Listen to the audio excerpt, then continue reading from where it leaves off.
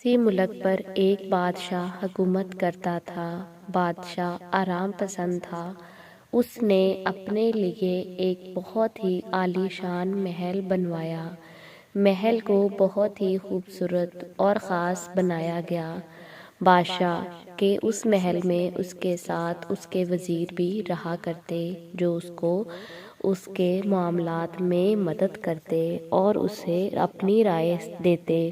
بادشاہ نے ایک دن وزراء سے کہا کہ محل میں ایک بے وقوف بھی ہونا چاہیے تاکہ ہم اس کی باتوں سے لطف اندوز ہو سکیں۔ وزراء نے بادشاہ کی بات کی تائید کی اور بادشاہ کے کہنے پر ملک میں بے وقوف ڈھونڈنے کا عمل جاری ہو گیا۔ کچھ وقت کی کوشش کے بعد انہیں ایک آدمی مل گیا جسے بے وقوف کہہ کر محل میں لایا گیا اور دربار میں ایک کرسی پر تاج پہنا کے اسے بٹھا دیا۔ بادشاہ جب بھی کوئی سوال پوچھتا، بے وقوف اس کا الٹا جواب دیتا۔ بادشاہ اور دوسرے وزیر اس کی بات سن کر ہنستے اور لطف اندوز ہوتے۔ یہ سلسلہ ایسے ہی چلتا رہا، یہاں تک کہ بادشاہ بوڑھا ہو گیا۔ بادشاہ نے اپنے وزیروں سے کہا کہ اب وہ بے وقوف کے ساتھ رہنا چاہتا ہے اور کوئی دوسرا ان دونوں کے بیچ میں نہ آئے۔ یہ کہہ کر بادشاہ نے اس بے وقوف سے کہا کہ ہمیشہ میں ہی تم سے سوال پوچھتا تھا، آج تم مجھ سے سوال پوچھو۔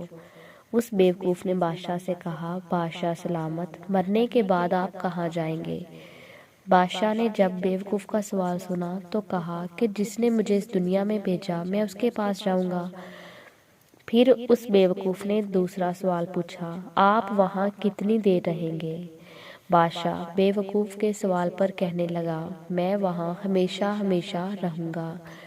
اس پر اس بے وقوف نے کہا، تو پھر آپ نے وہاں پر اپنے رہنے کا اچھا سا انتظام اور کھانے پینے کی چیزوں بھی انتظام کر لیا ہوگا۔ بادشاہ نے بے وقوف کی بات سنی اور کہا کہ نہیں، میں نے تو وہاں پہ ایسا کوئی انتظام نہیں کیا۔ اس پر بے وقوف نے اپنے سر سے تاج اتارا اور بادشاہ سلامت کے سر پہ رکھ دیا اور کہا کہ مجھے بتائیں کہ اصل بے وقوف کون ہے؟